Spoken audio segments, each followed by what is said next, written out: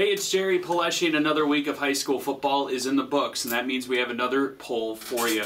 Coming up in 11 AAA, we got a great week with President's Bowl ahead, but we need to find out where these teams lie as of right now. The number one team remains Sioux Falls Roosevelt. They're 2-0 on the season, coming off an impressive victory against O'Gorman last week in Dakota Bowl. They rolled to a 24-14 win. O'Gorman just did not have the tools to come back in the fourth quarter. Very good skill-wise in terms of their players. However, their drives just take flat out too long. O'Gorman ran out of time. They used a drive in the fourth quarter that ended up taking over 6 minutes off the clock. Too little, too late. The number two team this week in Class 11 AAA has to be the Lincoln Patriots. What Aaron Beavers is able to do with this roster every single year, where it seems like they lose everybody to graduation, and to get them right back is very, very impressive. Coming off a 21-10 win over a much improved Sioux Falls Washington team, I move them up to number 2, which brings us to O'Gorman at number 3. I think O'Gorman has the tools to potentially make a run this year, but that's the issue. You get down by 14 points if you're the Knights. They run the football very well. They don't really pass the football as well, but they're much better than what they have been in the previous couple of years.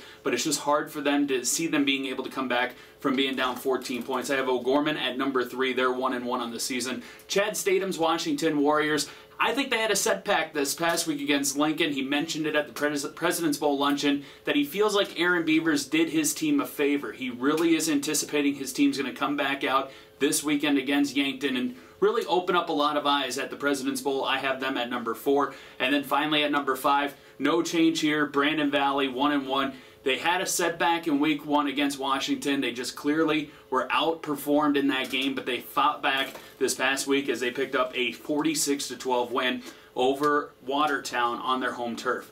Going to Class AA, a very interesting class. Of course, they have 9 teams as well. Yankton remains my number 1. They're 2-0 on the season, but this is a team coming into the President's Bowl week in which they could honestly be 0-2. They had a 5-overtime game against Brookings to open up the season, in which they won. And last week they faced a Mitchell team that we have at number 5 this week. That Mitchell gave them a run for their money, only losing by a touchdown.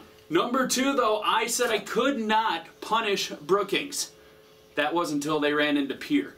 Brookings lost their first game, of course, the 5-overtime game, as mentioned, to Yankton. I said I would not move them down until they faced off with Pierre. Pierre dominated them. That brings them up to number 2. I think they have a really good thing going. They're 2-0.